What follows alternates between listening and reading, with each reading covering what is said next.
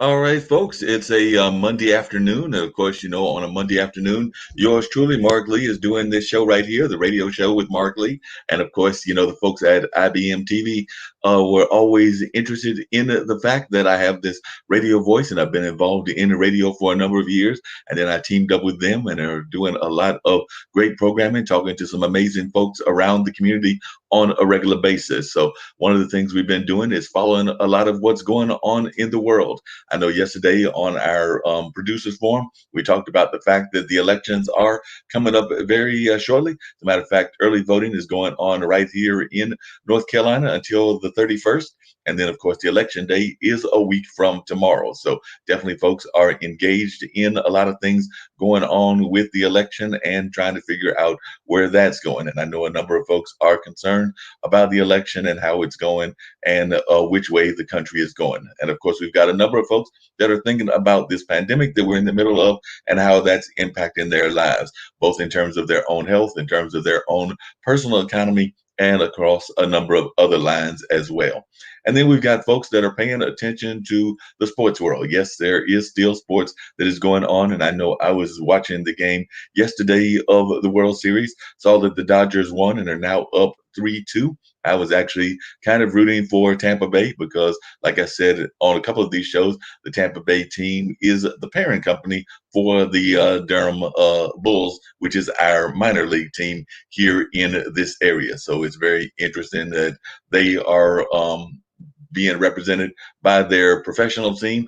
And like I said, they're down 3-2. However, I did remember that my grandfather was very much into baseball, and I remember wrestling and a couple of other sports, but I couldn't remember who his team was. And I called my aunt, and she reminded me that it was actually the Dodgers. At that time, it was the Brooklyn Dodgers, and then they became the LA Dodgers. And she was even talking about how when they played and the games were on either radio or TV, that if there was the Dodgers playing, that they might get out of some work in the current of tobacco and things of that nature. Because my grandfather was a sharecropper and definitely involved in rural North Carolina. So definitely that was a way that they might get out of having to do some work because they knew that if the Dodgers were playing, he was definitely going to be watching the game and checking out the game. So we've had a lot of those things that have been going on a number of fronts and a number of ways. So definitely that's some of what's going on.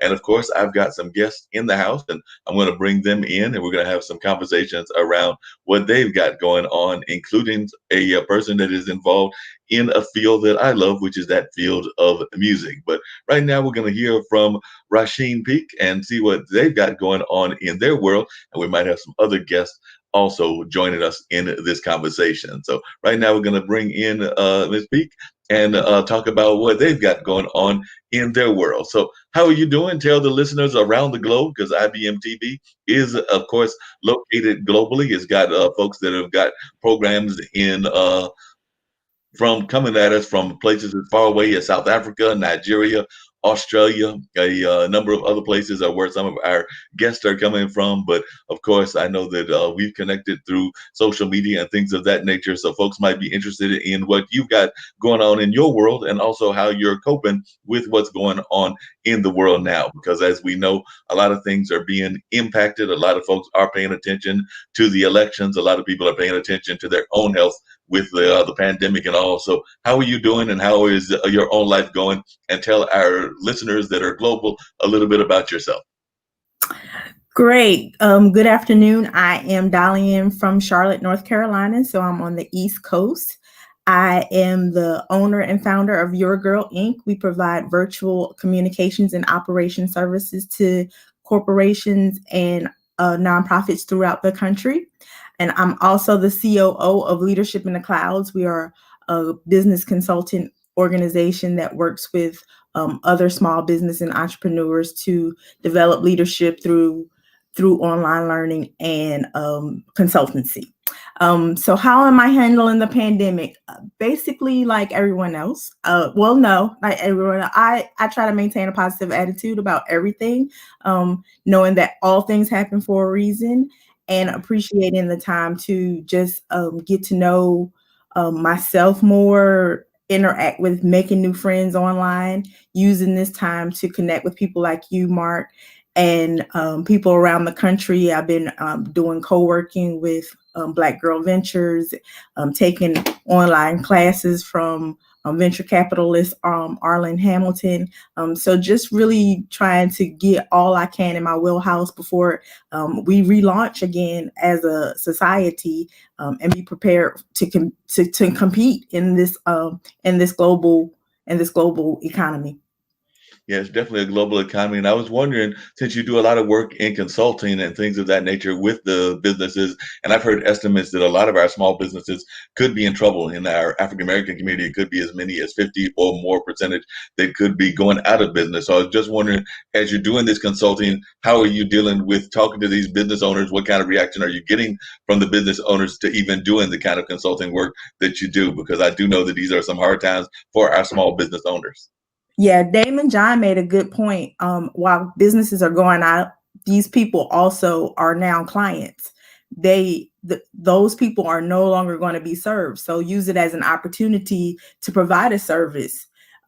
If you go out of business, that means your clients need somebody else to serve them. And so looking at it as an opportunity to advance your brands or your offerings and collect those clients that may not, and collaborate.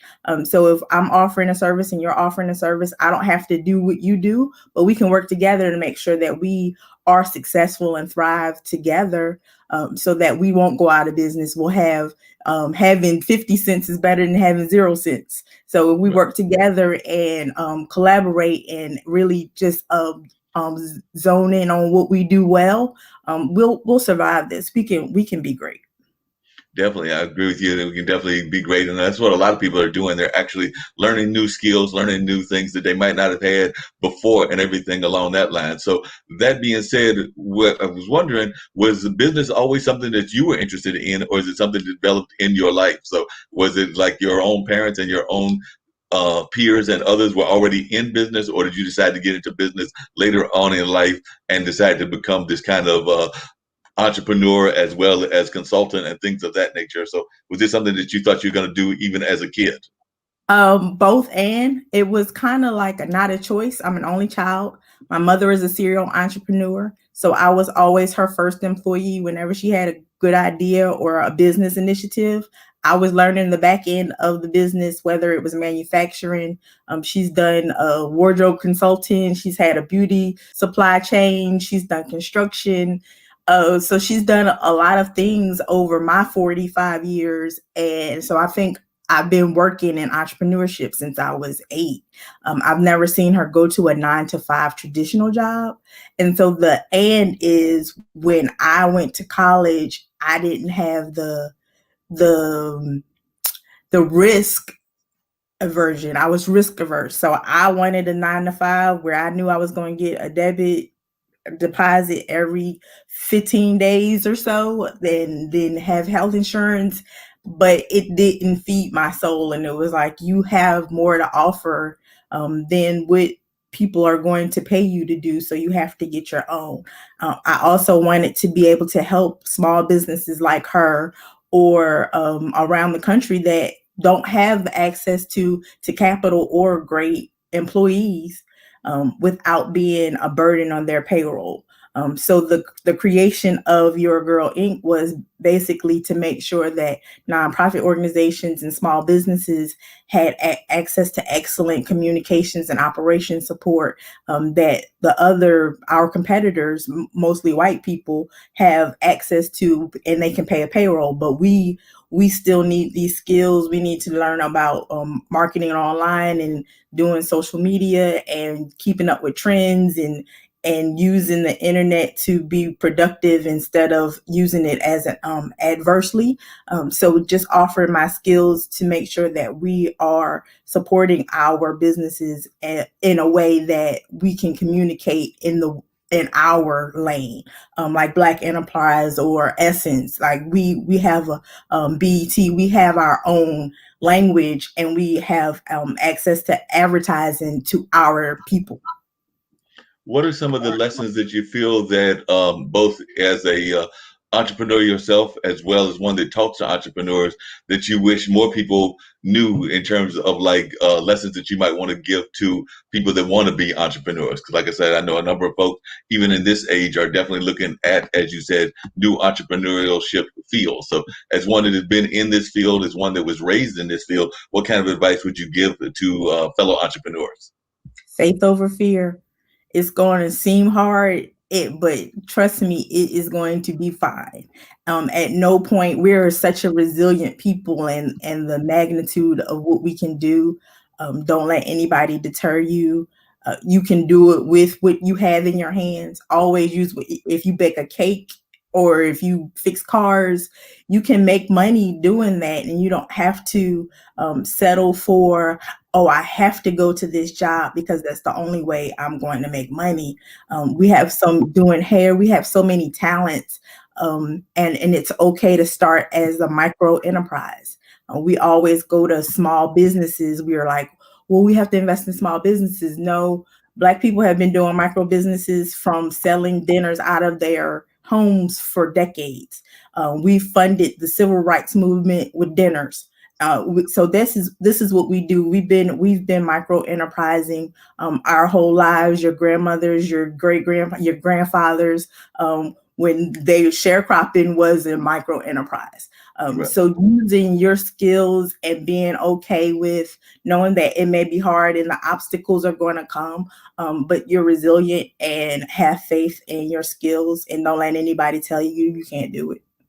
Now, that makes a lot of sense, and that's some great advice that you gave. And I know a number of folks are doing that and everything. Now, you said that primarily you are on the national level, and I know that one of our producers is out of India, and as I said, we've got some shows that are out of South Africa and other places. So I was wondering, have you ever considered bringing these skills onto the international level, or are you just content with doing it on the national level? So I was wondering if you're going to explore it going into, like, say, Canada, Latin America, or Africa, or Asia, or a number of the other parts of the world.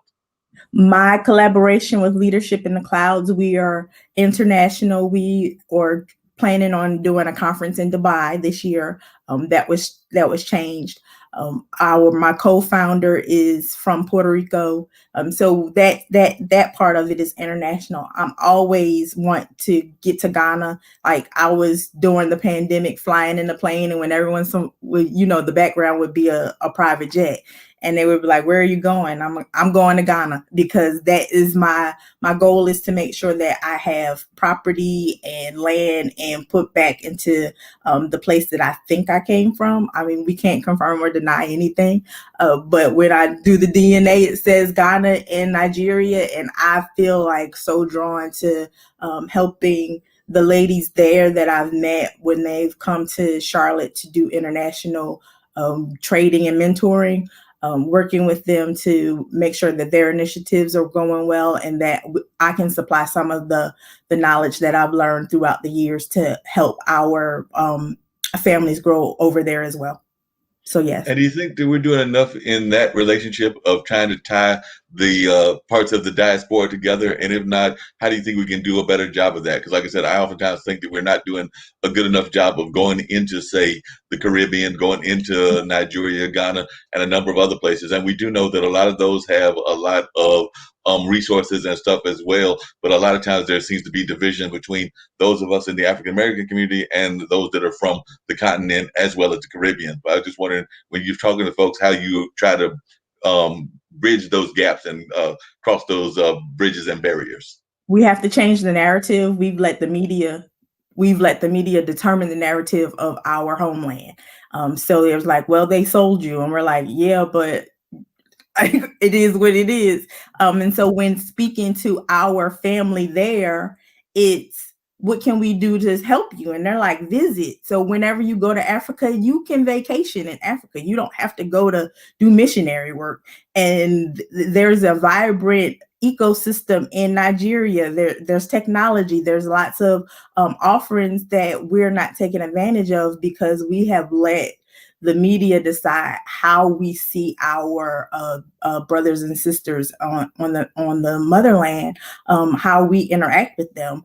They just want us to come. They want us to see that we have the opportunity to go home.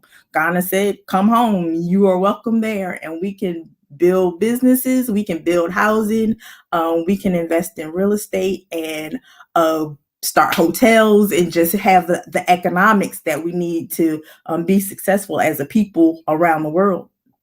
Yeah, that makes a lot of sense. And one of the other things that I know that one of our co-founders talks about, that being Kim Calhoun, and she and Nick Palveda are the ones that put together this IBM TV network and everything. But she talks about the ways that women, and particularly, she would even argue minority women, even though she is a white woman and everything, but she would argue that a lot of times women in general are not treated that well in corporate America, in the nonprofit world, and definitely not in the business community. You're in your mid 40s, you definitely come out of that world as well. So I was wondering if you could talk to the women out there and share some of your stories about what it's been like being a woman in business and some of the obstacles that you have faced. Because I know that she oftentimes talks about that she was an engineer that owned buildings and things of that nature, and owned a lot of these kind of businesses. But even some of her coworkers and people that she was having client meetings with were shocked at the fact that she was the owner and didn't want to give her that due respect. So I'm sure that you probably ran across that, and also being an African American woman and probably added to that. But I would just love to hear your stories and some of your own concerns that you have run across. Yeah, I work with a nonprofit in Charlotte called Empowerment. We work with girls in 6th to 12th grade to connect them with female leaders in Charlotte and around. And now, because it's become virtual, around the country, giving them leadership skills, ways to advocate for themselves, and talent development opportunities for internships. So, what I've learned is one, we have to be there for each other. We have to have safe spaces, and we have to be okay with knowing that every place is not for you, and it's all right. Having like I said, having safe places where women can just be and learn, reducing the microaggressions, understanding what a microaggression is, and white women do it to black women, and black women do it to Spanish women. So it's a level of it. Not getting discouraged by the system as it is. Black women make 64 cents less than a dollar on a white man. So we have to pay for insurance. We got extra doctors. But just knowing that we've been here, we've come through a lot of staying positive, teaching our daughters that they are empowered, they are special, and the world really wouldn't make it because everyone comes from a woman. So using your power of knowing that you are the breeder of the land, and taking hold of that narrative. Yeah, that makes sense. Taking control of the narrative, that's something that we definitely try to do here on a regular basis. For those that are watching that aren't necessarily familiar with the term microaggression, could you explain a little bit about what that term means to you and how you're using that term? Because, like I said, I know what you mean by that, but some of our listeners may not always be aware of the term. So I'd just like you to explain a little bit more as to what you mean by microaggression. Microaggressions are a way that people will say things passive aggressively about someone else in a way to put them down, sort of like mispronouncing someone's name. When if you ask me how to say my name and I tell you, but you decide that I don't even want to call you that, I want to call you Sheila. No, you're just like you don't get to say that. Or asking me if my hair is weave or if it's new, or can you touch it. There's just things that, and communication ways with people that we have. It's a form of racism. Mm-hmm. Yeah, definitely a form of racism. And I know one of the other things that we oftentimes talk about is the way that we do the coding and things of that nature. So I was wondering if you could talk to our listeners a little bit about that as well, because I know there's a lot of sometimes times that we might act one way in one community and another way in another community, and folks may not always know what we mean when we're talking about coding. But I'd love to hear your thoughts on coding and how it works in the corporate world. Yeah, code switching is it's needed. I mean, we've been surviving so long, trying to be in different places. But when you feel like you can go to work and be yourself, and that's when it comes to the leadership of the organization. When you feel like you can go to work as your authentic self, whether I have my hair up or down, whether my nails are red or blue, and no one says like that's a microaggression. Oh, your nails are red. Like we like to be as black people, we like to have a little swag about ourselves.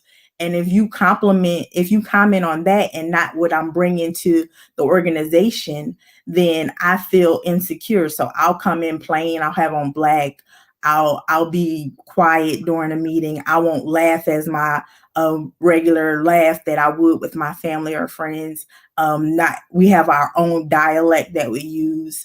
So having the professional switch is a way that we have coped to try to survive and be a part of areas that haven't wanted us there, but we wanted to be in the areas, and the only way we felt like we could thrive was to be different.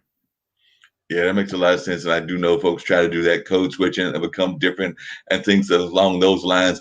I was just wondering if you could, and I know a lot of people having different opinions about it, but we are a week away or a week tomorrow from the election. So I was wondering what your thoughts are as to the importance of voting and also the importance of the elections. And if you want to say who you're backing, that's fine as well. We're not above doing that here on this program and everything. But I was just wondering if you could let our listeners know, particularly our North American listeners, the importance of the elections and what you think are some of the important issues that you are concerned about. And if you've done early voting, then I definitely commend you for that, because I know early voting is going on. And of course, that can still go on till the 31st. But definitely let folks know your opinions about the elections and where your mindset is with where we are as a country. As a small business owner, voting is important from the local level to the national level. People are have, and it's kind of stressful because they're like the electoral college. And yes, I get it, but still, the electoral college is picked by whoever is voted for the minority, the majority vote in the state. And I'm in North Carolina. We're a swing state. And so we're really proud of how the young people have been coming out and voting.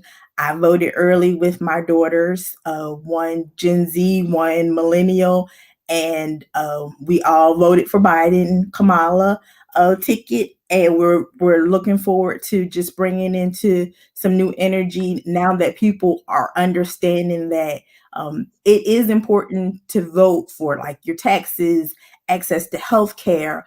Some of the things that are important to me are judges. People are like you'll hear your son complain or somebody's son complain about, oh my God, I have to pay all this child support.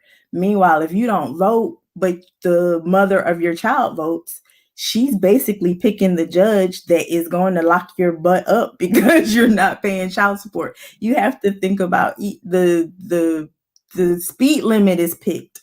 I was having an internet debate with a woman yesterday that said, I have two businesses and voting doesn't do anything for me. And I'm like, dude, your taxes, she's in the bakery business. How do you think you get sugar?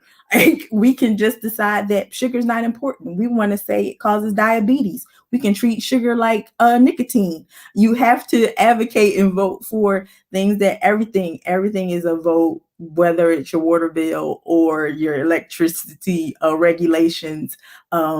Making sure that we have quality water, quality air, climate change, addressing it, being proactive. So, but yes, please vote. I'm not going to lie and say, I don't care if you don't vote for who I want you to vote for. I want you to vote for the Democratic ticket. The Republicans have had control of the White House for 12 out of the 20 years. If you're not pleased with how that's going, based on economics, I vote for community. Some people vote for their own pockets, and that's just not my thing. Now that makes a lot of sense. Another thing that has come up in our world and everything is been race relations here in the United States and things along that line. And definitely the Black Lives Matter movement has come out, and a lot of folks are concerned about the way that our youth are being treated by law enforcement. You definitely mentioned that you have kids of your own, so I would love to hear your thoughts on the Black Lives Matter movement and where we are as a country with race relations. I know that I would have no problem with reparations, but I would love to know your thoughts on that as well. I I don't think anything has changed. So it's just we get to see it more. We're on a 24-hour news cycle. I don't. I don't know if any more deaths from police have happened since Ice Cube did F the Police. So it's we created the Black Panther Party for the same thing. Hunger. Martin Luther King March for access injustice. Malcolm X said the same thing. So we're doing the same things, but we're not really staying on the track of making sure that we are addressing the change, and as parents not getting distracted by economics. Like, yeah, we all want to have nice houses and nice cars, but we have to be okay with putting our money together, protecting our sons and daughters from having to even know what it's like to be it's a poverty, it's a system thing. Why would you target someone based on their color for anything? So not focusing on that, making sure they have all the tools they need to survive and thrive in this country, so that we don't have to keep worrying about the same things for another generation, and educating them to know that they have the power to use their voices, to become elected official, to speak up for themselves, whether it's in a march or with their dollars, and to use that power as a community to make a difference. Reparations is definitely, we earned it. We earned it. Just to start off with home ownership and redlining, there's and access to our, where's our 40 acres? We could like grow land. We have so many skills that we could do. We just had um a parachute, or just some a chance. I call it a runway. So you have a plane and you're in it, but we can't take off because we don't have the access to capital and opportunities that other people have had. Yeah, that makes a lot of sense. And you bring up some very valid points of how this is an issue that has been out there for a number of years and all of that. But one of the things that you mentioned earlier was how your parents were entrepreneurs and now you have kids of your own. So I was wondering, are they entrepreneurs and do they have kids of their own? And if so, are they entrepreneurs? So is this like still following in the generational path? Because I know that I grew up here in well, I was born here in Durham, grew up in a little town called Warrenton, but of course, Durham is one of the original Black Wall Streets, and I wish that more Mhm. folks would get involved in trying to create new Black Wall Streets around the country. But I was just wondering, is this something that you're passing on to your family, trying to get them involved in entrepreneurship on one level or another? You have to let them follow their own path. I support them in their efforts. The security of, like I said, the security of the 9 to 5 is kind of hard to be like, yeah, you making this happen, but we're not eating real food today. We're gonna have noodles for the first 2 years of your life. Oh, so I have one that she has a 9 to 5 job where she's learning a skill that typically people don't, and we were just talking about getting a franchise later. So yes, they all have not entrepreneurial spirits.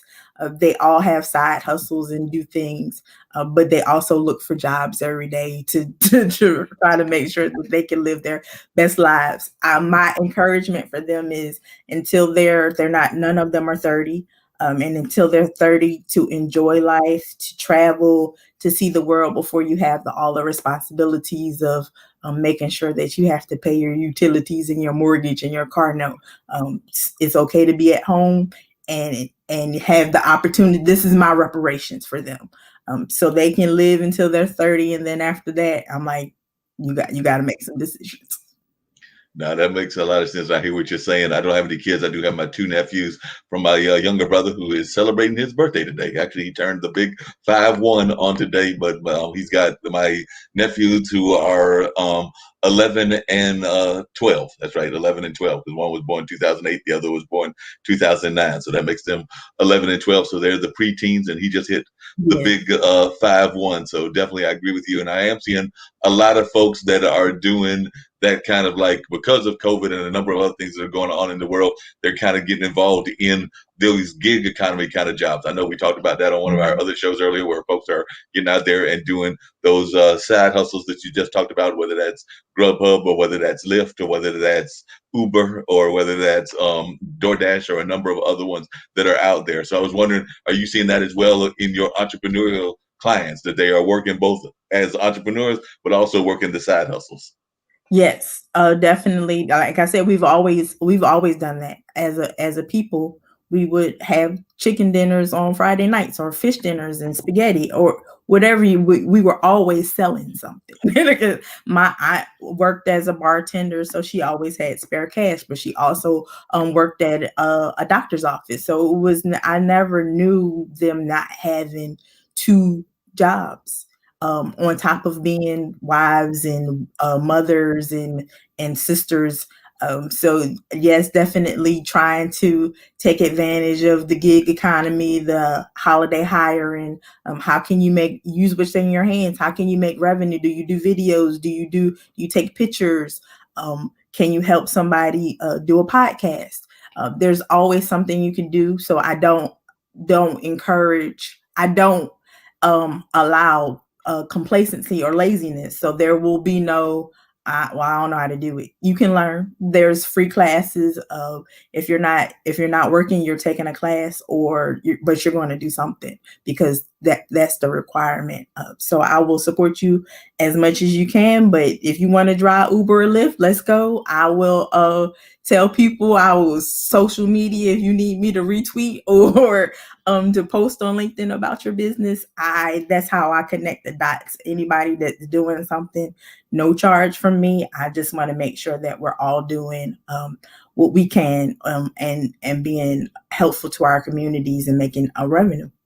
Yeah, that makes a lot of sense. What's the one of the most unusual businesses that you've helped with in terms of unusual businesses? And I'm gonna bring in Jack Dapper Blues very shortly as well. So I know that they are doing a lot in the music community. So I want to bring them into the conversation. But that being said, what's one of the most unusual businesses that you have had or dealt with in terms of a client that you have worked with? Because I'm sure you've probably worked with some unusual businesses, and I'm just curious what one of the more unusual ones was.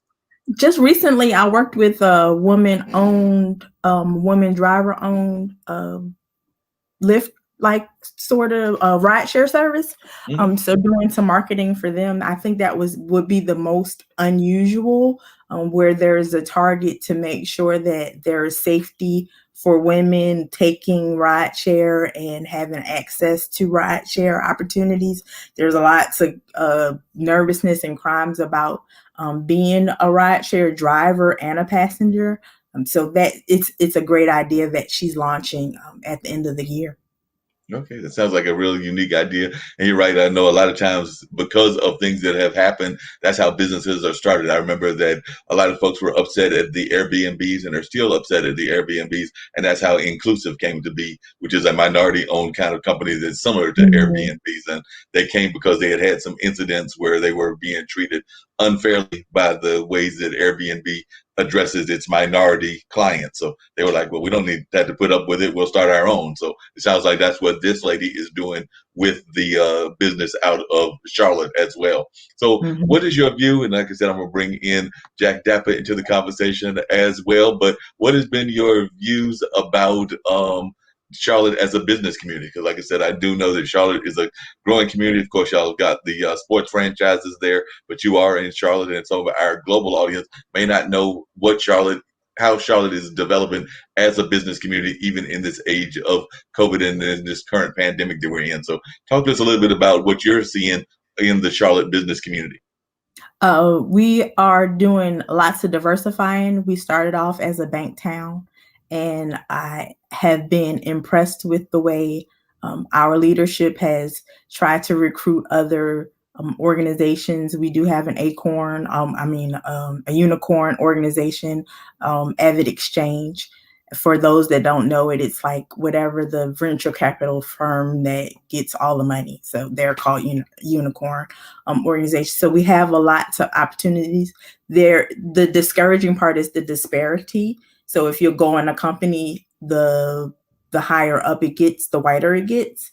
Mhm. So I want to really focus on giving opportunities and education to minorities, people of color, to get into some of these C-suite opportunities that we have been shielded out of, for lack of a better word. But we're growing. We're doing the typical city stuff that it is what it is. Like, okay, we're building more roads, but how are we really impacting our communities and offering affordable housing when we should be offering a better wage than they could afford housing? So the whole approach of the way we've been doing, like I say, if you don't vote, you can't go into a meeting and say this is dumb. We got to stop saying we're going to do affordable housing. We need to invest in making sure that the minimum wage for Charlotte needs to be whatever it is, whether it's $15 to $20, so that people can afford to live, and then we won't have to worry about it. Then we won't have to ask somebody that's a developer that doesn't look like me, that they can get $5 million in grant money because they're going to build 5 units out of 100, so that somebody can afford to live there. Yeah, you bring up some real valid points and everything. I wanted to bring Jack into the conversation, and I also wanted to say that if there's any websites that you want to give us and everything, I can actually add them to the banners in the conversation. So if you've got websites that you would like to share with our audience right now, or if you want to drop them to me in the chat, I can definitely bring them up and folks can see them going across the screen and things of that nature. But we do want the folks to know how they can reach you, and I'm gonna offer that same thing to Jack. But Jack, how are you doing? How's the world of music going? And also let folks know a little bit about yourself and where you are located at, and what you've got going on, and how you're surviving in this COVID era and in this Black Lives Matter movement era that we're also in. Because there's so many crises that we are all facing. So I'd love to hear your thoughts as to what's going on in your world and where you are and how you're doing. Brother Mark, how are you? Sister Rashawn, how are you? Hi, Jack. Well, I'm an applied folklorist and ethnographer. The music is going great because there's more to it, right? So what we do is we platform African American traditional music and the Black experience. So that's the culture, the heritage, the vernacular, and the regions. Um, my wife and I started a foundation called Jack Dapper Blues Heritage Preservation Foundation. So we raise cultural and ethnic awareness of the things that I just shared, and we're big in the broadcast communications, public media space, right? Um, Man, there's just so many things. Well, before I get into it, one of our first creations is the African American Folklorist newspaper, which is a newspaper that shares the things that I mentioned, the folklore, the traditions, and things of that nature of African Americans throughout the country.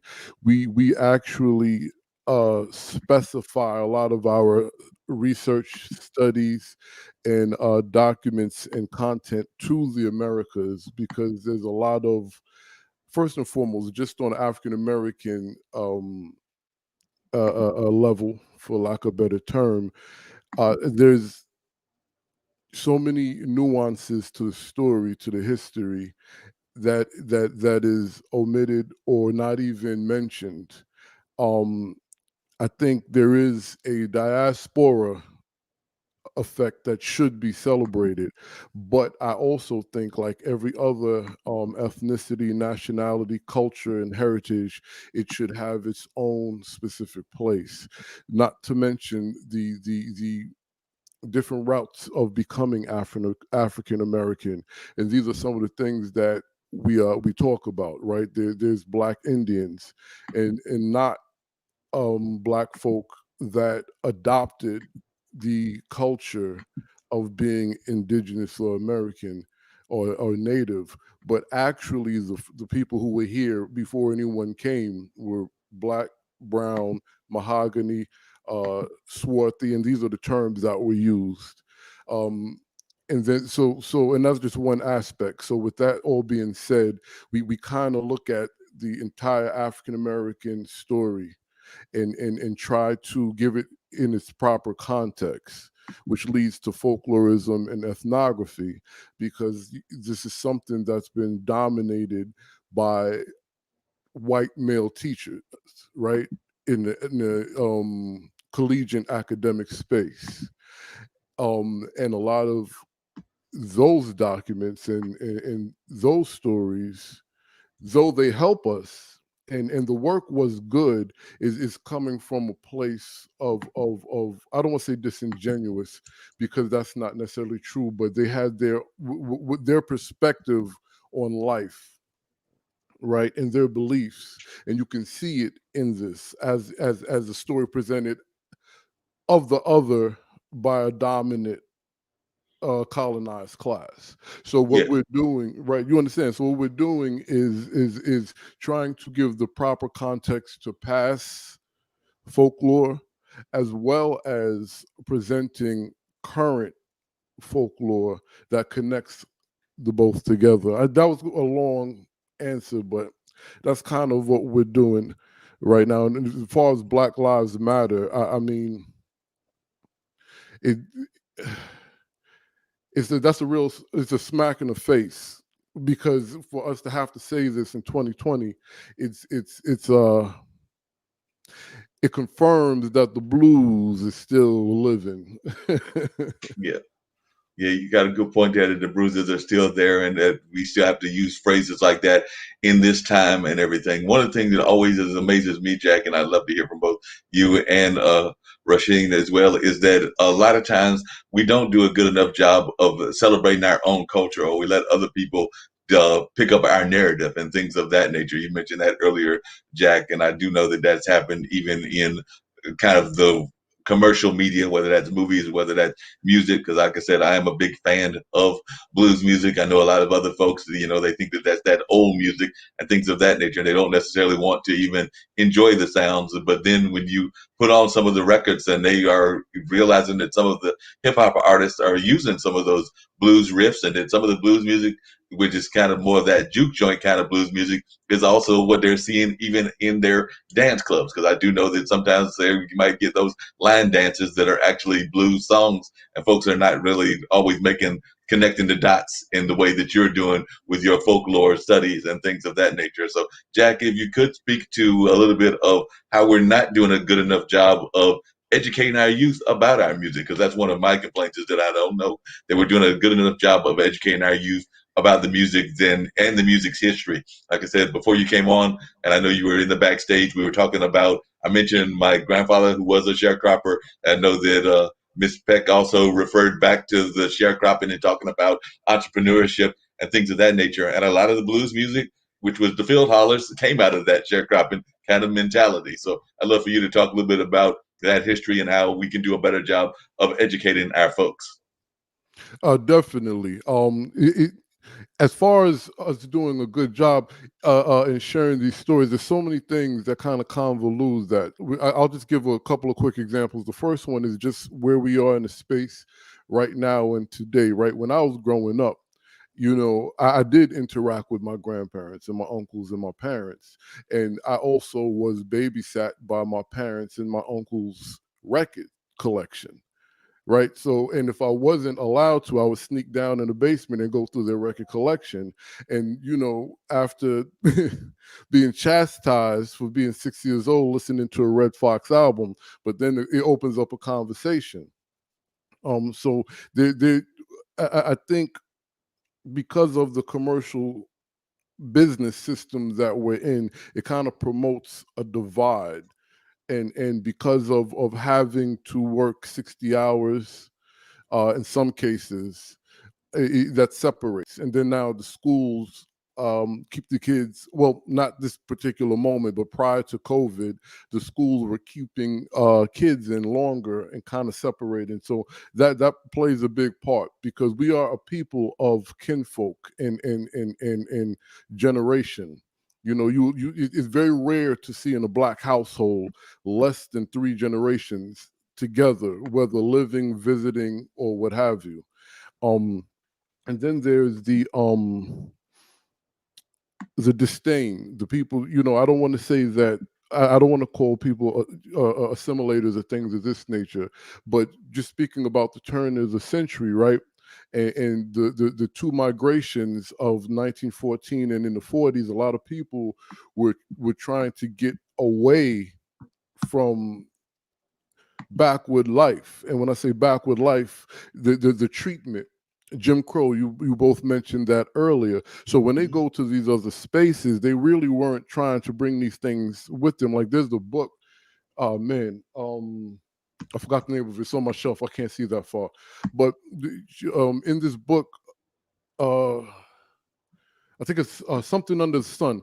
But she was telling the story of this family that was leaving the South, and they didn't want nothing to do with anything, and that goes with the music, that goes with the frolicking, that goes with everything that reminded them of their treatment. They just wanted to get away from. So that's one aspect.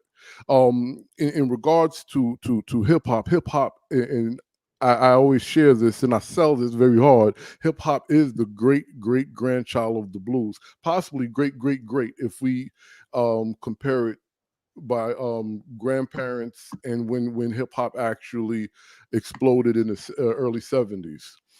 Two musics that were not influenced by any outside or European uh, uh, uh, inspirations, for lack of a better term, outside of oppression and lack of resource. Because blues starts in two sanctions, right? It is the first freed expression after emancipation, but prior to that, it was a free black person music. So it was always a free black person music. Um, as so we're we're being programmed and force fed. Black people are progressive individuals, spirits, right? We evolve, we take things and make it new. My children, when they do their music or produce their content, it's going to be evolved into their personality and their generational likes, right? My son is really into gaming and things of this nature, but he still produces and he still does folklore work, but just you know evolve. So what happens is when we when our expression evolves, that gives credence for other to come and capitalize off it, right? So when I was a kid, my mother cut her stockings, and that's how me and my pops had stocking caps. By the time I'm a young adult, late teenager, this is a feasible business for other. And this is how it happens with our expression as well. To do a better job, and that's one of the things that our organization and platform always promotes and encourages, is to just have talk time with the family, watch a movie together. One of the things we do, and we always encourage, pick your best black film, sit down and watch it. If you have three generations, do it. Rest in peace, my mother transcended. Prior to that, and prior to her falling ill to the situation, this is what we did once a month. My wife, myself, my mother, my children, and that's three generations right there. We'll watch Claudine, then we'll watch Mm-hmm. something that's more current, like the Great Debaters, or these different things, and have these conversations. One of the last things we did before she died, we read a Mildred Turner book together, and then we would stop after every chapter, and then we would have these conversations of how it relates to each generation and write these things down.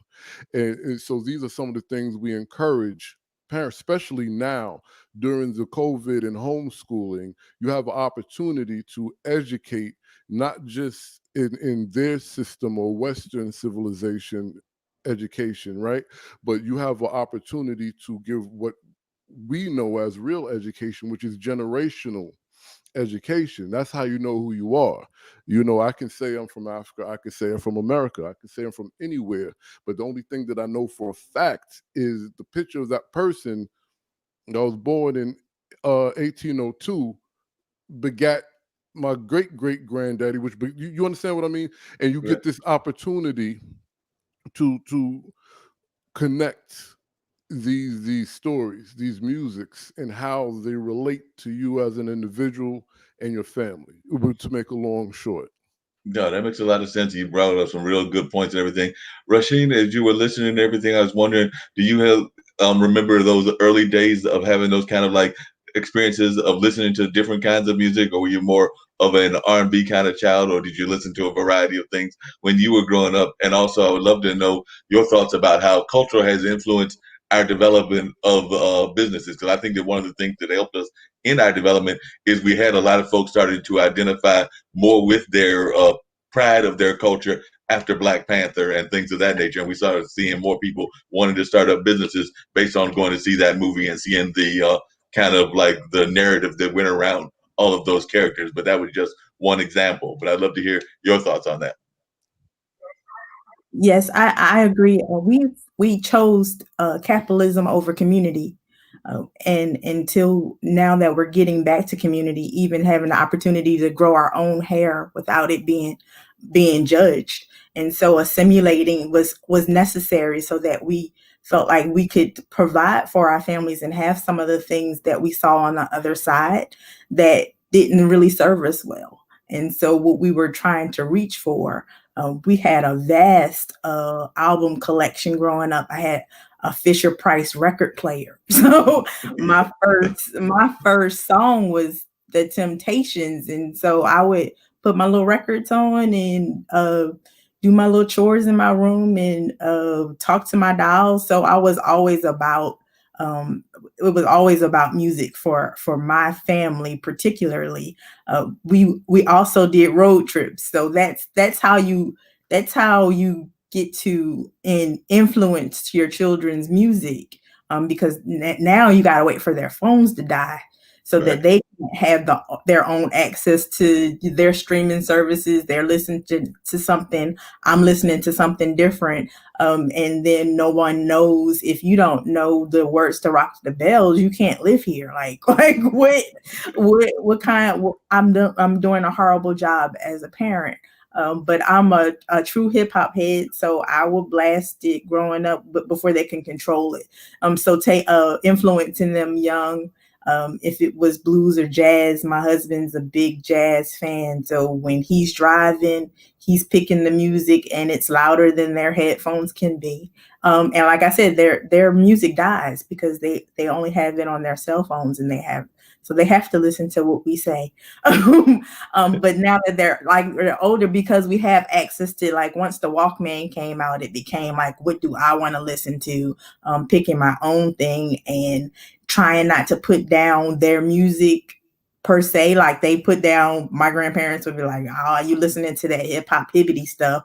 I grew up in Philadelphia. My grandfather only listened to news radio. So I would get in the car and change the station to Power 99. Really excited when he would get in and just be like, no, we're not listening to that. My grandmother would at least let us listen to gospel on the way to church. But it was always like, all right, we know somebody got hit. Rizzo is a horrible, what can we listen to music? But my mom, she was all about, we had our favorite songs still today. She liked to dance, and we were interacting like that. So encouraging community generations of these are some of the songs that she liked to listen to, and having those developing memories around music is something that I did growing up. Yeah, I'm always amazed at the way that folks will take a music and think that the music won't last. I was actually having this conversation with a guy that I do the more traditional audio podcast on, that Straight Talk with Dean and Mark. But we were talking about the fact that he's definitely a hip hop head like you, and he remembers when hip hop first came out, folks were like, it's never gonna be last in any kind of period of life. And now I think it just celebrated its like 40th or 50th birthday and everything. So it's been around for a number of years, and the same can be said for blues, because I know folks are always saying that the blues music is dead, it's not going to be around, but it's been around for hundreds of years and Mhm. everything. I don't think it's going anywhere. Like I said, it may change forms. Different people may have ideas about the styles, and of course, there are different styles of blues, just like there are different styles of hip hop. We've got the West Coast versus the East Coast. We've got in blues, you've got definitely the New York style. You've got the Memphis style, the Chicago style, and a Yeah. number of other styles that exist out there within these genres. So I'd love to hear both of your thoughts about your thoughts on the future of what I would consider America's true roots music, and that can be anything from the blues to hip hop. So I'll start with you, Jack, and then come to the lady in the room as well. So, Jack, what are your thoughts about the future of blues music? Because I do hear sometimes folks will be like, the young folks aren't listening to it and it's going to die. But I had heard that 20, 30, 40 years ago as well. So I'd love to hear your thoughts. Well, I mean, the two only pure American roots music is rap and blues, right? Because everything, and they've had the biggest effect culturally, sonically, and creatively on the entire world, right? The future of both musics, which to me are really one and the same to a degree, it's slightly generational and is very much so location, right? Because I grew up in hip hop. I was an MC for many years before the ancestors told me to pick up a guitar, right? But because that's the concrete experience, right? Yeah.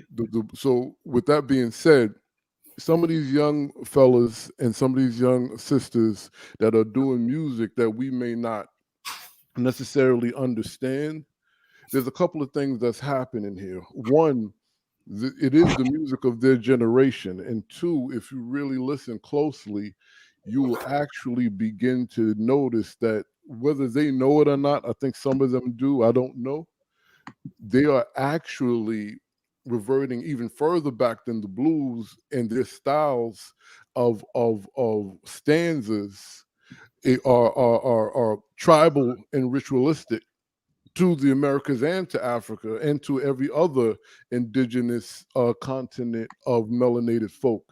And it's really remarkable when you listen to it, you know, the style of it, what they're talking about. Of, you know, I mean, I'm 45, you know, but the style of it.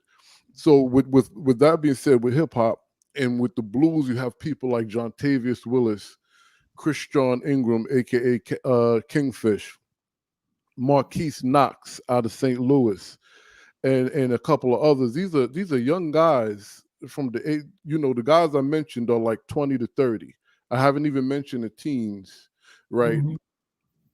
The future of the blues is what it started at. It's black. It is our expression. What happens is we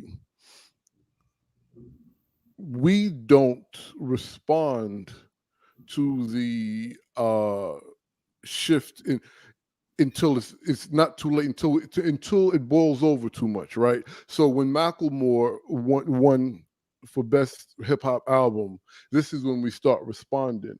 But there was a good 10-year interim where when all these things were happening, nobody was saying anything, and then when it's too late, we respond. The same thing that happened with the blues, you know. No, when Eric Clapton and all these people were being called bluesmen, not good musicians, because they're great musicians. They were calling bluesmen. Eric Clapton didn't pick no cotton. He didn't sharecrop. He didn't migrate. But he was called the bluesman. Nobody said anything. Now that everyone is saying, well, there's no black, there's no white, it's just blues. And we're all understanding that's the biggest insult, because you are omitting our entire existence on this continent. So we have to, one, stop waiting until they put another face on Cleopatra before we get, address it. And the future looks very good, because anyone can partake in our culture, but the people, the cult that this expression comes from is very active in it. If no one thought this before, just go to YouTube and see all the black folk and what's happening. You can't deny it. So the music, the expression, the last 20 years, if you go look at commercials and movies, you hear black blues musicians score under all of this. Mm-hmm. We just got to take our narrative back. Yeah. And control. Definitely have to take back that narrative. I agree with you on that. What's your thoughts about that, Rasheen, in terms of like where we are with hip hop? I was going. They've used it in Queen and Slim. They used it in the Photographer. So just having that experience of the vibe made it where, all right, this is kind of cool, and I'm gonna drop this on title. So you keep it going. You have your soundtrack, and you, like I said, you force it on the kids. You just it becomes part of the culture. So you want Thanksgiving dinner? We listening to this first. Like you, we have to be control of the narrative or it will die. We are storytellers. We have to keep telling the stories over and over again, and that is the soundtrack of our lives. The blues will always, they won't die until it'll never die. It's because if you put, when we're talking, we have a melody about ourselves, the way we talk about how we walk. If you, once you put a tune to it, it becomes like a blues song. On election day, we're gonna be singing a blues song, whether it's a good blues song that ends happy or not. It's still like our stories, our melodies, our movement is a vibrancy that nobody can recreate, so that it won't die as long as we keep having kids. Yep, that makes a lot of sense there. You actually bring up another interesting point. Actually, you brought up Jack, and you kind of alluded to it, Rasheen. But that's the whole thing about cultural takeovers or cultural appropriations is the word that a lot of folks use, and things along that line. And I was actually thinking about that earlier today because I was thinking about what's going on, and I have, in addition to the African American blood, some Native American blood in my family line as well. And I was thinking about how both candidates have actually been coming down here to North Carolina to go to Lumberton and to try to like talk to the Native American populations because they think that that's going to be a way to gather those supporters and that kind of thing. I mean, I wouldn't have been surprised. I did not watch because I'm not a big fan of that particular gentleman currently in 1600. But if he had done a Native American dance, it would not have surprised me. Or if he had tried to do even Native American drumming, it would not have surprised me just based on the fact of appropriation and things along that line. So I was just wondering your thoughts about that, and also how the political parties and the just people in general try to take from our different parts of our culture. I don't care if it's Native American. I would even argue our Latin American brothers, our Asian American brothers, and a number of other ancestors, as well as a number of others that are out there also. So I'll start with you, Jack, and then come back to Miss Beck as well. So how do I feel about appropriation of our cultures? Right, I'm angry. right, you know, you know, it's it's it's commercial. It's extreme capitalism. I'm not anti-capitalist because black folk are capitalists. You have Black Wall Street, the one in North Carolina that you two spoke about. You also have Bowley, Oklahoma, that most people don't speak about, which was actually they had a sign: if you're not black, you have to be out of town before dark. You have Alabama, Fairview, I believe, is called prior to um, um, integration. So when this may sound harsh, integration assisted on a large level with appropriation because it gave other entities the ability to coerce our cultures and sell it back. It's like the British invasion with all they did was they took young white kids from Britain, packaged them up, and sold America black music. As for 1600, and I try to stay away from political conversations because I'm of the mindset of Malcolm X that unfortunately a plethora, not all, but a large percentage of black folk are political chumps. I don't believe in giving either any of these parties total loyalty without anything in return. That's not even how the system works. America is a business. So I kind of I kind of been agreeing with Ice Cube in regards to whoever is in office locally, state or commonwealth, or nationally, you have to press them. We all have individual needs. We all have collective needs. And then, you know, the concept of nation building of Black people is, I believe in, but the reality of it, we have a ways to go. We don't have a currency. We have to get to a point, and this is not. I'm never anti-Black. It never will be. But it's I if I can evaluate myself, we have to evaluate ourselves collectively.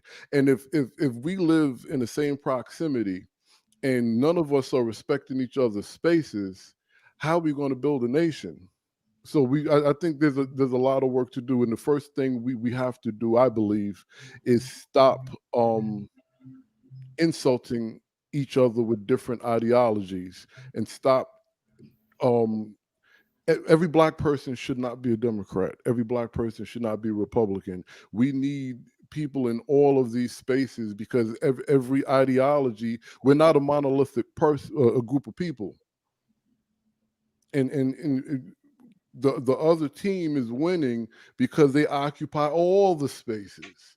And we try to lump in one space and say we want to change everything. I just don't think that is how it works. And I did think that, but it hasn't changed. So I'm starting to believe that we just need to accept our brother and sister who have a different ideology, figure out how in that space we can work to where we can lean legislation towards us. That's just how I feel about it. No, that makes a lot of sense. I agree with you and what you're saying and everything. And definitely, we need to be trying to make sure that we are putting both our local, our national, our state people on the notice that we need to hear from them, and not just give us some token service. That we actually need real changes and things along that line.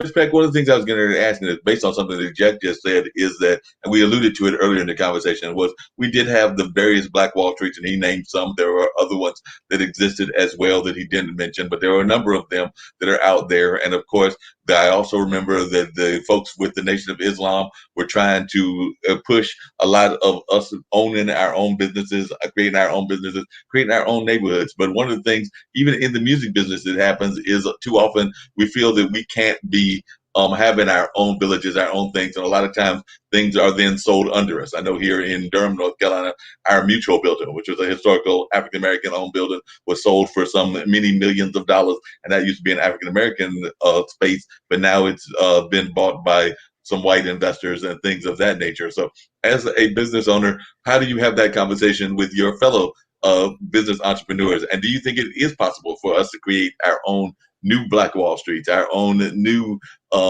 neighborhoods and things of that nature? Or do we have to do it in a global sense and it's kind of like scattered? Because I've also heard people say that they think the businesses need to be scattered, but we can't have that business control. I was just wondering your thoughts. We have to get back to trust. Like I said, we have to build our communities, and it wouldn't be about a party. It wouldn't be that you're a Democrat or you're a Republican. Right now, it's a way to separate us. I Like I said, they've been in the White House for 12 out of the last 20 years. It hasn't benefited the Black community, but we're also not consistent in pressing for what we want. And we don't agree on what we want. So do we want to have collective economics? And are we okay with, okay, Jack's going to run the music part of this? Why is Mark telling Jack how to run the music part of this business? We have decided that we're all going to stay in our lanes and work together, but we haven't been consistent in doing that, because once one of us has gotten the economics, we don't invest back and make sure that we can hold on to grandmama's buildings or our great grandparents' property, because it's not of interest. It's not on the other side of town. It's dilapidated. Why? I don't want to invest in the plumbing or the upkeep of the inner city. And now we have to be really intentional about going back to our neighborhoods and saying, okay, grandma only has one bathroom and 3 bedrooms. What is it that we can do collectively to get these houses done one at a time, because we can't do all of it at once? And being okay with starting with one without being a competition. So taking the competition and more of collaboration out of business is the only way we're going to be successful. So if we have two dentists, we have lots of teeth. It's okay that Wall Street has two dentists. We are always like, well, why you want her cakes? Why do you want her pies? I make the better pies. No, we all like we like brown sugar and white sugar in our pies.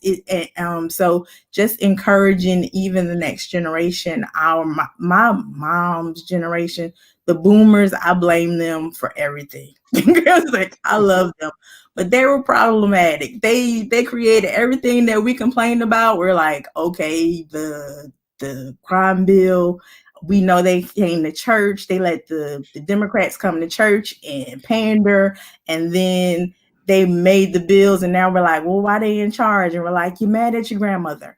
And we can't change anything that happened, but the only thing we can do is identify the things that worked well and make it better, working together. So if a building goes on sale and I have $10 and somebody's crowdfunding, I'm going to give you my $10.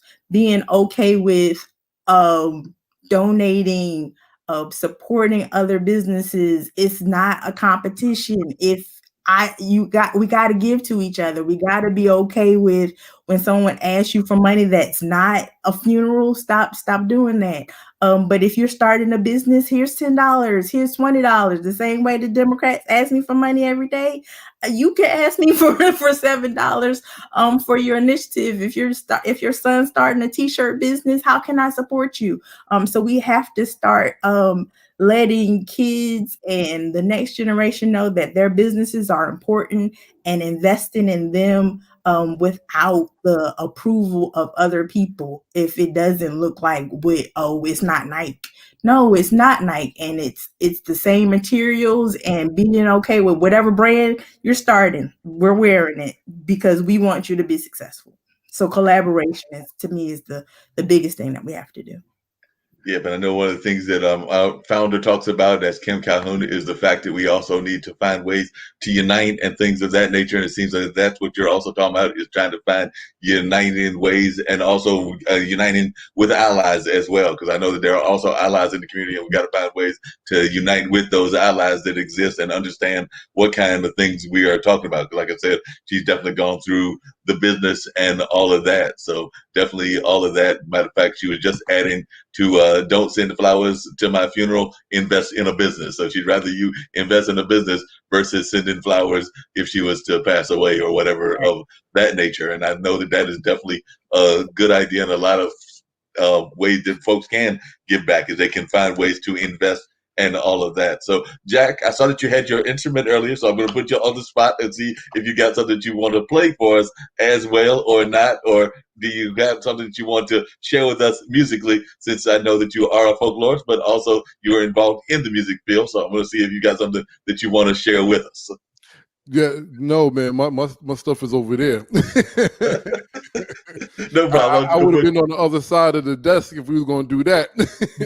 No problem. I just give you a hard time, giving you a teasing moment and everything. So I definitely understand that and all. But definitely, one of the things we did talk about earlier, and I'd love to hear you explain more about that, is the history of the blues. So, like I said, part of what you do in your folklore and society is talk about that history. You've alluded to some of it, but I mentioned the field hollers. That's where I think of as being the roots of the blues, as well as Africa. Because a lot of folks forget that country music, and I know that we've got some folks that are into country music, also are not understanding that the banjo, which is a main instrument of country music, came out of Africa and is therefore connected to the blues as well. So I'd love to hear some of your thoughts about country music and also its relationship to blues and folk, and also some of your thoughts about just in general about the history of music in general.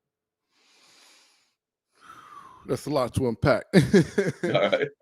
Country music literally is a co-opted country blues, right? So when you listen to Mississippi John Hurt, that's country blues. You know, these things are regional, but at the same token, These were black musicians.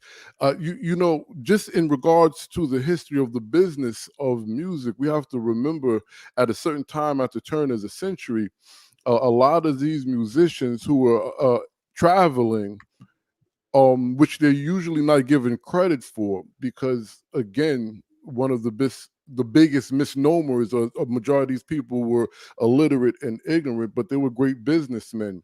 They could play several genres of music depending on what areas they were visiting to play is what they deemed themselves as. So if they're going into a place that is a high percentage of ragtime listeners, they're going to say, "Hey, it's Ragtime Johnny." And if they're going into a place that is heavy in the blues or a juke joint, they're going to be, they're going to tell you it's the blues man. So a lot of these things are convoluted because these men and women, because I don't know if you see Memphis Minnie, who's one, if not the one of my most favorite blues musicians, and I don't call her, I don't separate her as in she's a woman who can really play the guitar. No, this person was dope. She might have the biggest, she might have a bigger catalog than P.D. Wheatstraw, who has a humongous catalog. But when you want to break down I can give you a little timeline, right? So we have slave seculars and black spirituals and work songs and field hollers. These things create gospel and the blues to a degree, right? The blues really created in New Orleans was the term meant risque. It was a French term, risque, right? So that's why you have a space in the blues like Josephine Baker is a great representation of that. Then you have the acoustic aspect of it, which they were used to be called songsters, right? Don Flemings does a lot of songster work, right? All these things kind of make the blues, instrumentation, and it changed because prior it was more call and response, more harmonious, roles of people working, farming, whatever the case, and they're singing together as sharecroppers and individual blacks traveling with an instrument. This kind of how they apply that vocal cadence to another instrument, because our first instrument is our voice and body, which is where our story comes from, right? As far as the banjo, oddly enough, that was a upscale instrument, right? That if you had a banjo in I believe in the 1800s, you were considered elite. I think that picked up later on, and one of the reasons the banjo kind of went into a different space of music and the guitar became much more popular is because the tones, right? The guitar is a deeper, richer tone, and you could play it with multiple, in some cases, more instruments than the banjo, depending on what style you're going for. So a lot of these things culturally and commercially gets intertwined for what we believe is the shifting of the guard, right? Vaudeville blues destroyed the vaudeville scene. And what blues am I talking about? You have classic blues, which is Mamie Smith, Ma Rainey, and these great women who had these big to-do bands and stuff that did vaudevilles. Then you had all of a sudden these men with guitars and women with guitars performing by themselves. This starts from minstrel, and I can't think of the gentleman's name, but he started doing this type of blues music that we know of. It was just the one person with the guitar, and every show he's just talking about different things that's happening right there on the spot.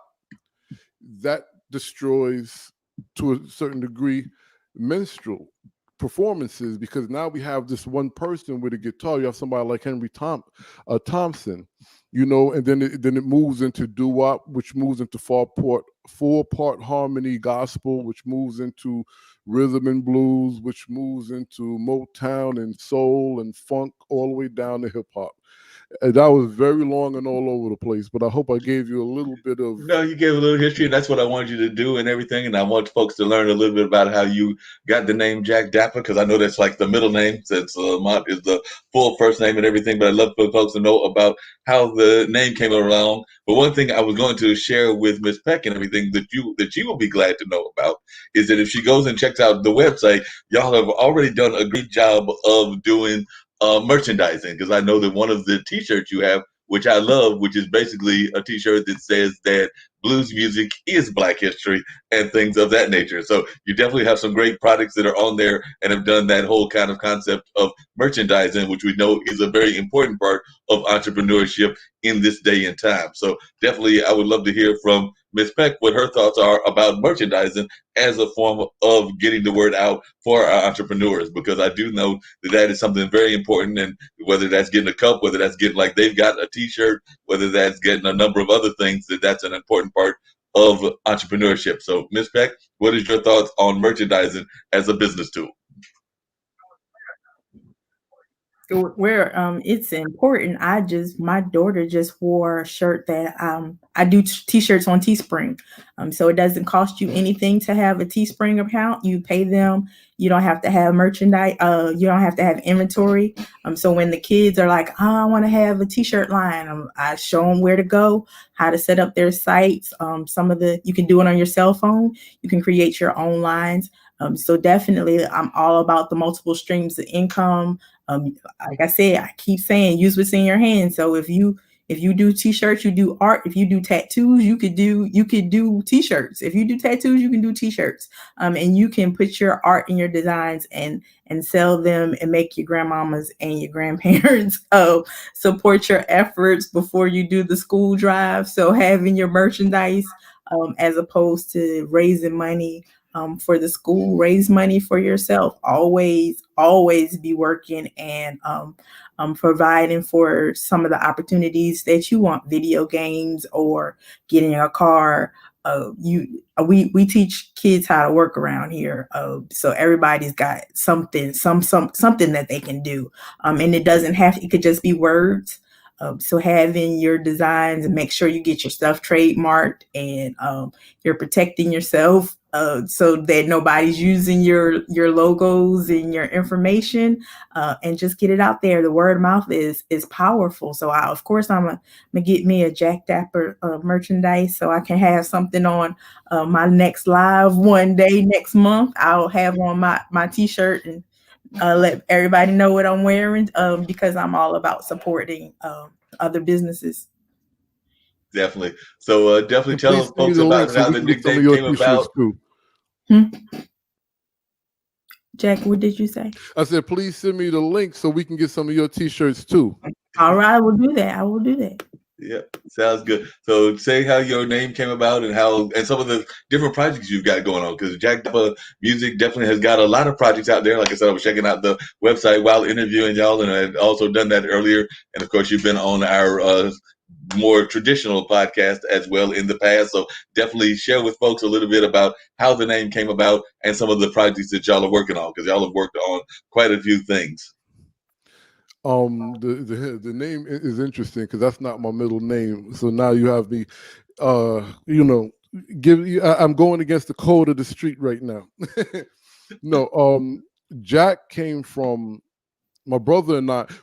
I started my musical journey. My brother and I had a rap group called the Black Kennedys, and I was referred to as the Black Jack, the Black JFK, and it just stuck. And for whatever reason, people saw. I don't know why, but they just saw our personalities somewhat similar. I still don't know why, but he was a popular figure. So it was Black Jack. So I could, it had to be clear that I was black. And that name just stuck. After a while, my peers started calling me Jack Dapper, because when we would go to these places or perform or our whatever business we were taking care of, we tried to present ourselves well. So that was just the name and it stuck.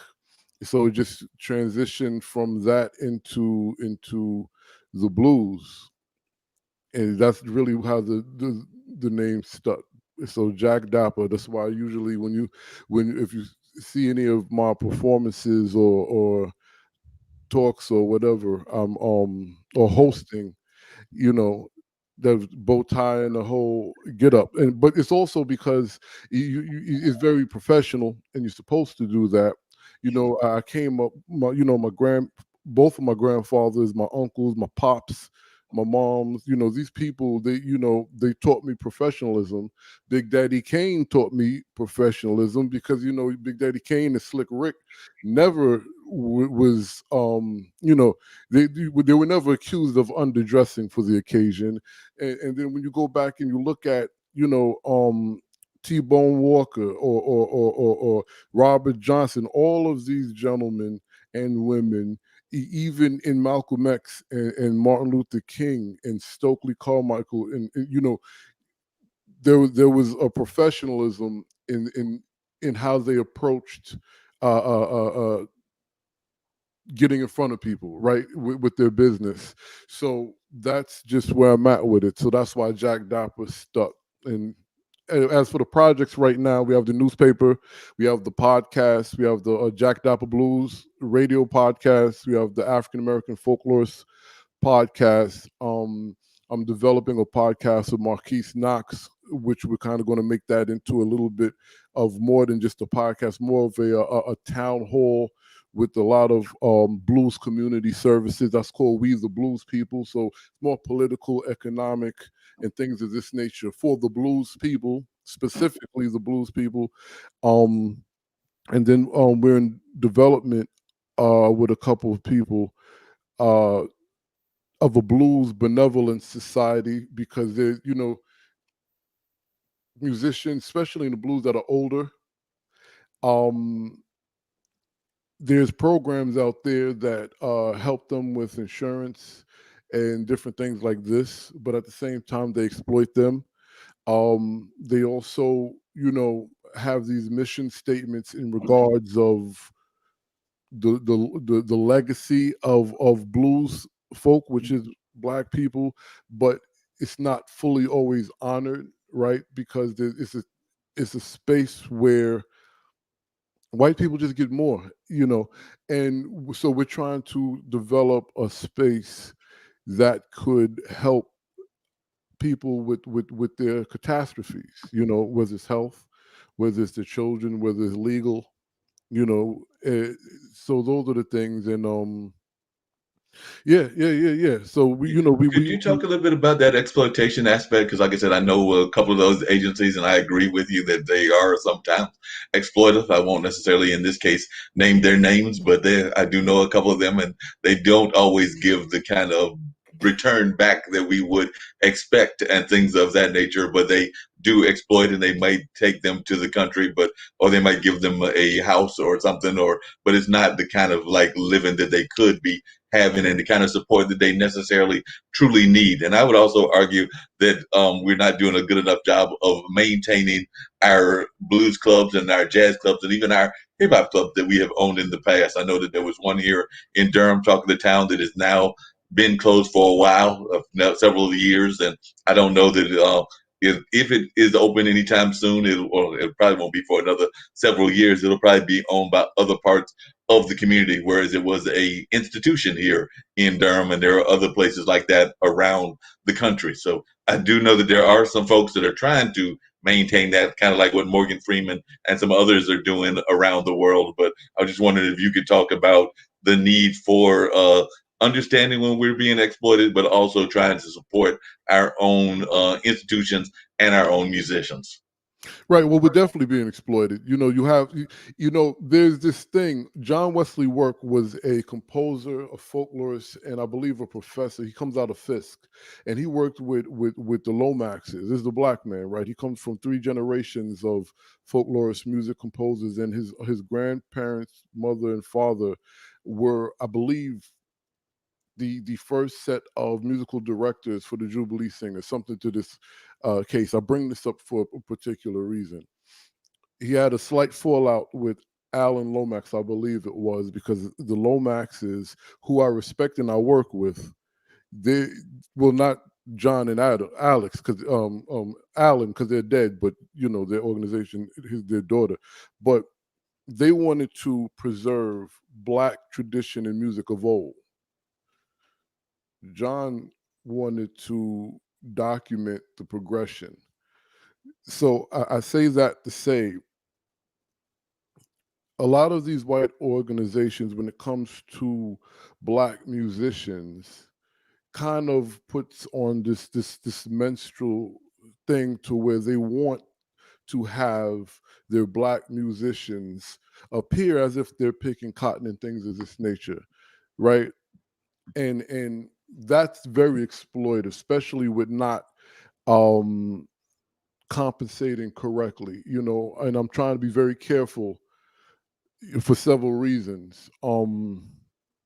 So when it comes to Black organizations, and I believe Miss Rashana, sister, you can attest to this. Black organizations do not receive the same capital as others at all, and so what happens is Black organizations struggle for resources and just to keep their lights on, and it's hard to do any of these things because they just don't have it. And these other organizations, they have philanthropists, and they're exploiting artists, and they're not, their living conditions, like you just said, brother Mark, is horrible. I just know so many um specific examples that I'm not really at liberty to say. Um there's a gentleman named Mr. Tony. He's comes from 3 or 4 generations of legitimate legends of blues. I think from what is this guy's name? Weaver. I can't think of his last name, but he comes from this line of really really legitimate blues legends, and he was extremely upset at how one of these organizations treated his I believe it was his mother, and yeah, words with the organization's uh, uh, owner and president, because they did not uh, particularly take care of her when she was sick, or her death expenses, and were contracted to do so.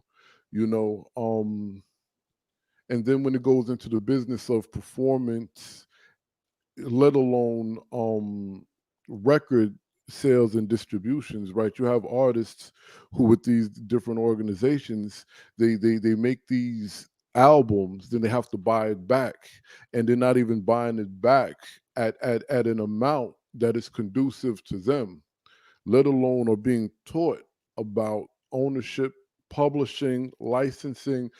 So ultimately, a lot of these people are still getting raped. I hate to use this term, but this is just really what's happening, and we're working to really forget, change the narrative, uh, uh, uh, uh, share the information, so young, middle age, and old have an understanding of the music, the business of music, because it's just really hurtful. A lot of the things that I've come across, and I just really can't say some of these things because if I start calling out names, which I would like to do, but there are people who their livelihood depend on what pieces of crumbs they get, or what their insurance is predicated to these organizations, and I don't want to put them at jeopardy.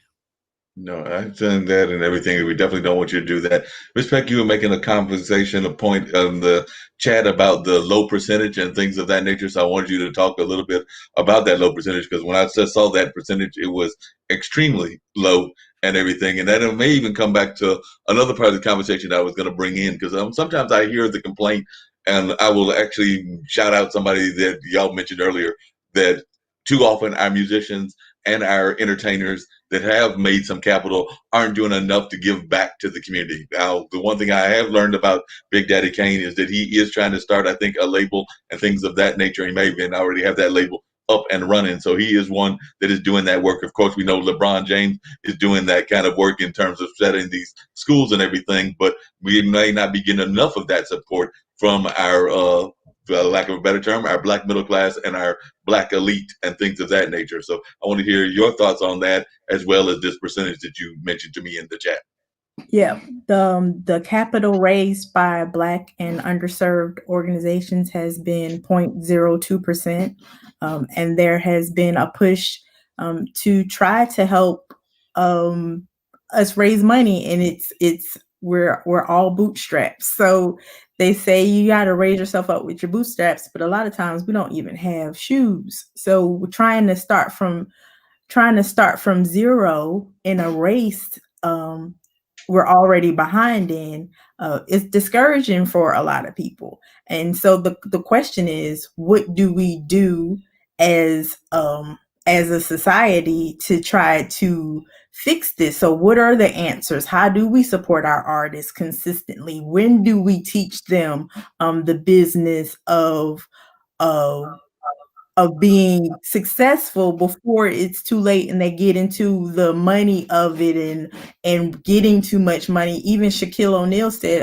at the Black Entrepreneur Summit on Saturday that when he got his first million, he blew it instantly. He spent $1 million in one day, and his banker had to tell him, no, this is not how this goes. So when do we develop relationships with our bankers and have bankers that look like us and are okay, and allies that teach us that this is how this process goes before we go down the wrong path without discouraging and without feeling like you're not going to be profitable? And if you make $5 profit, how do you reinvest that into your brand, into your marketing, so that you can be successful? So the question is not it's how do we get from 0 to 100 without destroying another generation of artists and people and business owners, without becoming discouraged, without saying, oh, I want to have a club, but how does it become successful? So they're doing all of these pop-up less they have startup classes. How do we start our own startup classes where we can teach? Can Ice Cube teach a class on how to start a label or whatever he does? Like, I do something for the community where you're not just, all right, this is what we need, but how do we learn how to fish? Stop. We have to buy the pond. We can't keep trying to get fish and not knowing how to reproduce and doing for ourselves and our children and our family and our, because we take care of our parents, we take care of our kids. It's a generational thing. So how do we buy the pond and keep it full so that everyone eats? Yeah, that makes sense. Definitely have to find ways that we can do that in our own community and everything. We're not doing enough of that within our own community. I would argue we're not even doing enough of that within the music community as well. So I was wondering some of your thoughts about that. I've been working in both the blues industry and the hip hop industry. So I'd love to hear your thoughts on how we're doing in terms of trying to create these institutions. I know you are, Jack, and everything, but how those that are not in that community, how do you think we're doing in terms of getting out and developing our own? Um, it's kind of twofold, right? Because what happens is, music, film, entertainment, these are independent entity businesses for the most part, right? So if you're not signed to a label, if you're not signed to a studio and film, you're independent. You can look at George Lucas, the I can't think of the other guy's name who did the mafia movies, and then the other one who did E.T. Right? These guys come up together, and they have their own circle of friends, and this is their unit. This is who they do business with, and this is who they employ. And it's like once that clique is built, it's hard to infiltrate. So now you have a business of multiple cells, and that's how music operates. Rockefeller had a a strong sell. Wu-Tang had a sell. Boot Camp Click had a sell. And a lot of times these cells were they evolved out of childhood friendships. They evolved out of proximity of community, you know, and then their friends who have their own cells, they come together, but they still, so you have you have multiple independent entities that do employ other black people, right? And we have to remember, as much as there has been negative results from the drug culture, the gang culture, and the rape culture of the music of the 90s and early 2000s. They Hip hop probably employed, oh my God, I don't want to sound like Trump, but probably employed more blacks since the Reconstruction era. Give or take some of the results of it. Um, a lot of these guys in music as a whole are giving back, are building, are helping give other people platforms. I think what's a little bit more important that's less discussed is the fact that this is a business. So because we're black, right? Sister didn't say, "Hey Jack, send me a T-shirt so I can promote it when I do a live." She said, I know what business is. I'm going to buy your shirt and promote it, hoping that you would reciprocate." Right? We There's a lot of people that don't think this way, and they think because there's a relationship that services are supposed to be for free. And I think that's where the disconnect is. And I think being an emotional group of people. I know a gentleman who comes out of rap, and he's still rapping, but he has a great platform, and he's black and he's from the hood, but he's a very business savvy, smart young brother. Well, he's my age, you give or take. We're not that young, but I think you understand what I'm saying. However, he gets slack sometimes because you know, of his business practices. This stuff is not for free. And when I say slack, mutual friends will, hey man, do me this favor, do me this favor. He's like, yo, no doubt, you got a space, it's this amount of money. And they're like, what? And I that doesn't compute to me. So I think the concept of understanding the logical business and relationships and how we can exchange services and money, and sometimes barter if it's warranted, but the exchange of money is really a business deal. And I don't think a lot of people understand that. I think a lot of people are under the concept that this person is going to put me on. I don't have to do anything. I don't have to put anything up.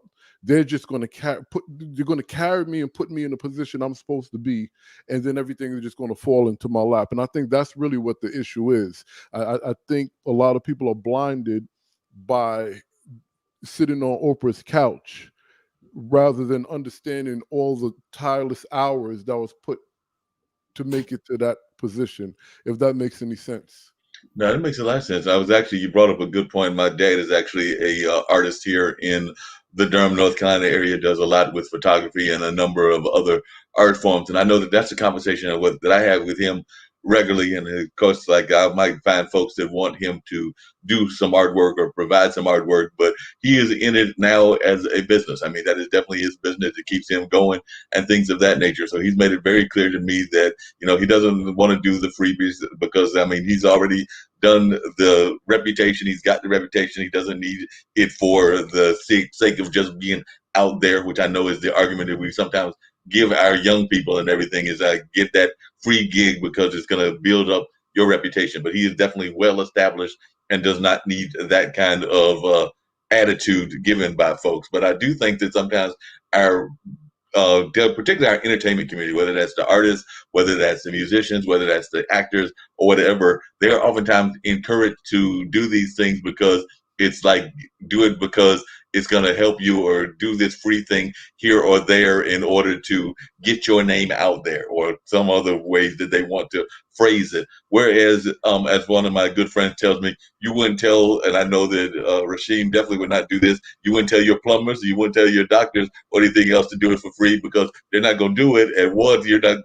They need to get paid as well. So, and when you talk to the entrepreneurs, Ms. Peck, I know you probably got some entrepreneurs that are in the cultural arts field. So, do you have to get them to understand that they are in a business and that they have to do it from a business aspect? Because oftentimes I find that they are the ones that are particularly pushed to try to do it for free, those that are in the artistic and the cultural world. The first step is looking in the mirror. I had to work on myself. My mentor said, if they're not going to pay you, they're going to give you referrals. So even if you can't afford my fee, you have to be able to exchange something. Like if we are bartering, it has to be equivalent. And so working with small businesses and nonprofits, I tell people I retired from nonprofit last year because it was literal. I was literally giving everything I could to the community for no money, and struggling to pay my bills, trying to make sure that we as we were doing, and capitalism is real, because Duke Energy wants, they want their money. It's like, and so I can't encourage you to do something that I wouldn't do. So yes, identifying, being determined about, this is your rate. If you're in photography, if you are a DJ, if you are an MC, how much do you charge? Knowing your numbers, having your systems down where people won't be like, well, you never called me back, being over communicating.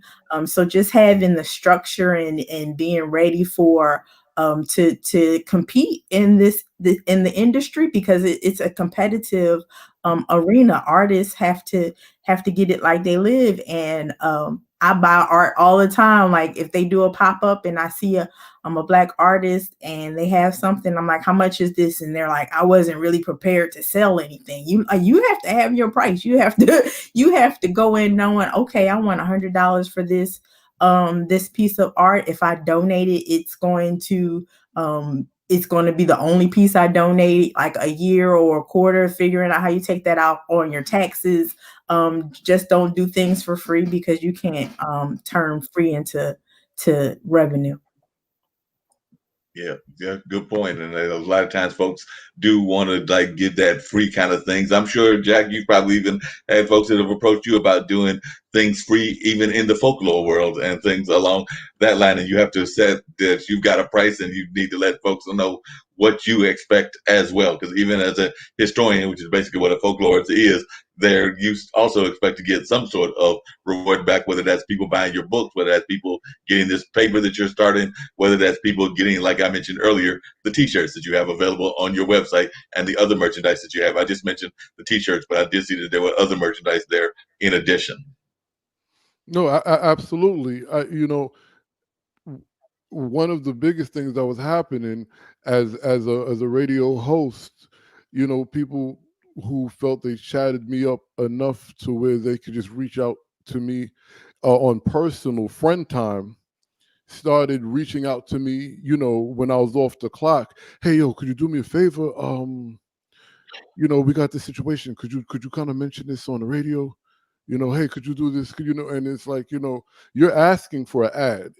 After, initially I just got tired of, you're asking me for an ad. You wear this, you know, and what I did find that really kind of bothered me, and it made me I don't want to say less compassionate, because that's not true, but I had to draw a line to, okay, well, I can't bend my rules for anybody for the most part, because some there's a person that every so often would ask me this, and they were asking for work services that gets paid for, and then they call to vent to me about a white person that they hired right in the same space. So I was like, so and I was like, so you paid this person? And I was like, yeah. Okay, I get it. and that's when I kind of understood, in especially in corporate, because a lot of this ends up going back to corporate. They will do what they can to get free work from Black folk, but they pay their counterparts even if the quality of work is not good. Mm-hmm. you know so I have, and those, but I always say I rather a $200 or $2,000 lesson than a $200,000 lesson. Yeah, that makes a lot of sense. You got to get that lesson and all of that. I know we're going to wrap up. We got about another few minutes to go and everything. But one of the things I do on all of these shows that I do here on IFTV is I give my guests an opportunity to share their wisdom, their final thoughts, and any words of positivity. And y'all have given a lot of education to our listening audience. It is an international audience, so definitely appreciate both of you for being on. But I always give folks an opportunity to share their words of positivity or their words of encouragement that they might want to give folks. And I know that we've given some of them even about voting and some of the other issues, but we are dealing with all of these different crises, whether it's people's personal economic crises, the crisis of what's going on in race relations, the crisis, of course, of health, which is what's going on in the pandemic. So, of course, we do need words of encouragement at this time. So I'm going to defer to the lady last. So, Jack, any words of encouragement that you would like to share with folks? And then we'll close it out with the words of encouragement from Miss Beck. Definitely. Real simple, real quick. Love the Most High, love yourself, love your family, and make sure you tell them while they're breathing. That's it. Everything That else makes a falls lot into of place. sense. I definitely appreciate it. And that's some powerful words. What words of encouragement would you share as well, Miss Peck? And what kind of things would you like folks to know that you would like to share with them as well? I always say live in the moment. Um, don't let the past get you depressed, and don't have anxiety about the future. Be in this present, which is why it's a special gift, and lean into what makes you happy. So whatever it is, take time for yourself, and like Jack said, your loved ones, and do your best. Be epic. Yeah, definitely. We all need to be epic. There's no doubt about that. Being epic is something that we all should be striving for, no matter what status we have in life. Because whether you're a pauper or a prince, I believe that we all have that epic ability within us, and we need to work on ways to be epic. I know I've been running the banners during the course of the show of the different ways that folk can reach you. But if you've got other ways, in addition to your words of wisdom that you would like to share with folks about how they can reach you or ways that they can communicate with you, and that can either be email or any other ways that you might want to share, I will give you that opportunity as well right now. So, Ms. Peck, I'll start with you, and then I'll come to Jack and see if he wants to give folks the another way in addition to the website that folks can reach him. I'm on all social media at Rashawn Peak, RASHAANPEEK, LinkedIn, the same, Facebook and Twitter and Instagram. Rashawn Peak, that's how you find me. All right, sounds good, Miss Peak and everything. What about you, Jack? How would you find folks to reach you, whether it's Twitter, social media, in addition to the website? But how can folks get in touch with you? Right. So Twitter, Instagram, Facebook, it's Lamont Jack Pearly, Jack Dapper Blues Radio, the African American folklorist. Either one of those names will lead you right to me. Sounds great, and hopefully folks from around the world will be learning more about Rashawn Peak, as well as Lamont Jack Pearly, and all the great work they are doing in our community. As I have said, they are doing some amazing things. I was glad to have both of them here on the show with me and to share their wisdom. Both of them are definitely doing some amazing things in the world, and I know that we will be hearing more from them in the near future. I know that one of the things that I always tell folks, in addition, is that once they become part of the IBM TV family, we consider them part of the family. So do know that whether it's me or some of the other hosts, you may be reached out to, and we might be trying to have you back on some of the other shows. For example, Lamont, we do a whole show around podcasting that airs on Thursdays. It's the podcasters kind of like chance for podcasters to get together and talk about the world of podcasting, and that's usually between the hours of 11 and 1, or 10 to 1, I think is the actual hours. But we will definitely be possibly reaching out to you to appear on one of those Thursday shows to talk about your world and your field of podcasting. even though you're not a startup, Miss Peak, we do have the Startup Wednesdays as well as Economic Mondays. So I'm sure that some of our producers and folks may be reaching out to you, Miss Peak, about being on those shows as well. Because in addition to the shows that I do here, there are a number of other shows that fall within the lines of what y'all's passions are. So I do know, like I said, Kimberly, who is watching, is one of our founders. So there is a definite possibility that you may be reached out to be back on these platforms or this platform in the not too distant future, maybe later on this year, but definitely in 2021. So definitely just wanted to let you know that you're part of the family, and also they're always looking for programming ideas. So if you got any ideas of things that you would like to bring to them, they are always looking for that as well. And I can be the conduit to that, or you can also reach, like I said, Kim, our producer, is Kim at IBMTV.tv, or Nick at IBMTV.tv, because they are the two primary founders, but me and Bill and a number of others are helping them create some new programming. We don't have any blues programming. I come out of the world of blues right now, so just let you know that there are some business communities and conversations going on, but that doesn't mean we can't have 5 or 6 or 7 or 8 or however many we want from around the globe. So if that's something that you're interested in, that is out there as well. And we've done a few events. Like earlier today, we were airing a economic summit from Switzerland. Not too long ago, we did an International Peace Day, and we also did a salute or a fundraising effort for the fire victims in California. So that being said, if you have events going on, that's something else that we do regularly here. So if there are events that you would like to see aired on this kind of platform, that's also something that we can be a partner within. So like I said, I know that whether you reach me, and my email is bluesradio@gmail.com, or the two founders, that is something that we are open to having as a conversation. So just wanted to let both of you know that, you, Miss Peak, as well as you, Mr. Purley, as well. So just wanted y'all to know that there are all kinds of opportunities being provided through IBMTV.tv. And on that note, I'm getting ready to wrap everything up, and y'all have been some amazing guests, and I look forward to hearing back from you in the very near future. So I'm getting ready to bring up that lovely little alien thing that's both our wrap up and our close up, and I may holler at y'all for a minute or two before I have to jump on my other show, because I got one other show here on IBM.tv. But right now, let's see that radio person right now, or the radio little emblem.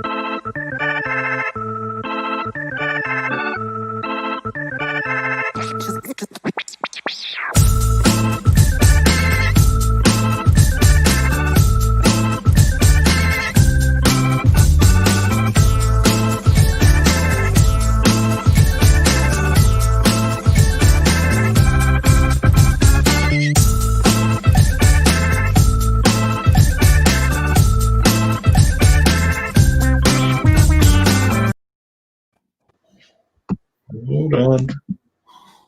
Thanks.